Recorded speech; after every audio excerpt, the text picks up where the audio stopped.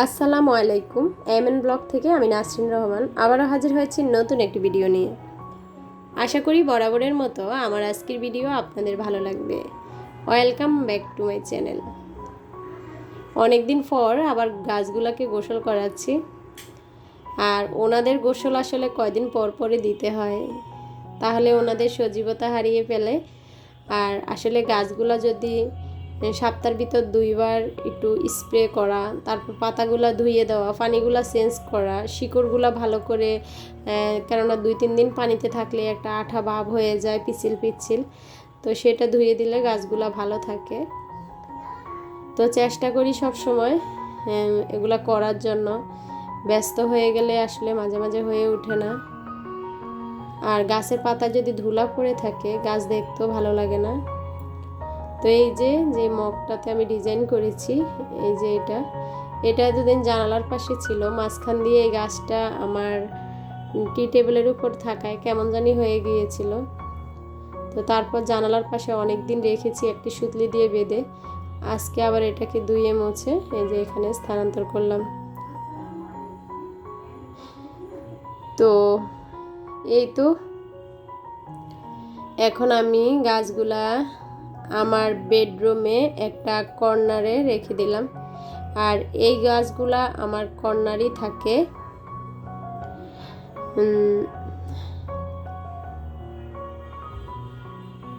কর্নারটা আসলে যেহেতু জানালার পাশে, এই তো এখানে রেখেছিলাম, রশিটা সরিয়ে দিলাম। তো আমি কর্নারটা যেহেতু জানালার পাশে, তাই আসলে আলো বাতাসে গাছগুলো খুব ভালো হচ্ছে। তো এখনও কিন্তু নাস্তা খাওয়া হয়নি, বাচ্চারা ঘুমাচ্ছিল, কেননা কালকে ওদের স্কুল বন্ধ হয়ে গিয়েছে। তো স্কুল বন্ধ মানে বাচ্চারা শুয়ে থাকা, অলসতা। তো যাই হোক, এখন ওরা পড়তে বসেছে, আমি তাই নাস্তাটা বানিয়ে নিচ্ছি। আর আজকে শর্টকাট নাস্তা, এখানে আমি ডিম চিতই বানাবো। অনেকে নোয়াখালীতে এটাকে খোলা যা পিঠা বলে। তো এটাকে আসলে হালকা কুসুম গরম পানি এবং লবণ দিয়ে আমি এটাকে ডো তৈরি করে নিয়েছি। আর এই পিঠাটা আমি কিভাবে ডোটা তৈরি করি তা আসলে আমার চ্যানেলে আছে, আমি ডেসক্রিপশনের লিঙ্ক দিয়ে রাখবো, আর আপনারা চাইলে দেখে আসতে পারেন। খুবই সহজ সকালের ঝটপট নাস্তায় আপনারা এই ডিমের পিঠা বা খোলাজা পিঠা বানিয়ে নিতে পারেন। তো আমার বাচ্চারা কিন্তু খুবই পছন্দ করে। আমার কাছে চিনি আর নারকেল দিয়ে এতটা ভালো না লাগলেও এগুলো গোছের ঝোল টোল দিয়ে খেতে বেশি ভালো লাগে। আর বাচ্চারা কিন্তু নারকেল দিয়েও পছন্দ করে, তাই নারকেলও ছিল, কুড়িয়ে নিলাম। তো যাই হোক, নাস্তাটা তৈরি করে আমি চলে যাব, আজকে একটি ডিআইওয়াই করব। তো ডিআইওয়াইটা আপনাদের সঙ্গে শেয়ার করব, আশা করি আপনাদের ভালো লাগবে।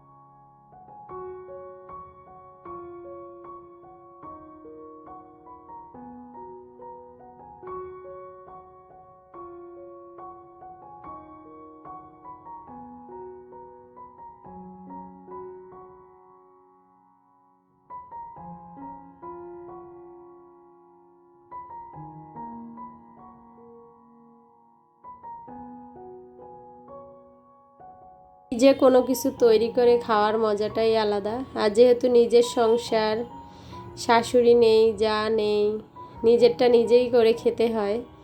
তো তার মাঝে আসলে অনেক সময় খারাপ লাগে, অনেক সময় ভালো লাগে না, কেননা কেউ তৈরি করে দিলে সেই জিনিসটা আসলে অন্যরকম মজা। আর নিজে তৈরি করে নিজে খাই ঠিকই, মাঝে মাঝে আসলে আমার কাছে ভালো লাগে না, কার কেমন জানি না। তো যাই হোক, আসলাম আমার হাতের কাজটা করতে। নাস্তা খাওয়া শেষ আর তখনই আমি এই কাজগুলো করি। এখানে কেক এনেছিল, তো কেক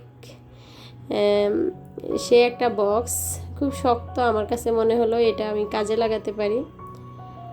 তো এই তো এটা সাইডে আমি সুতলি পেঁচিয়ে নিলাম।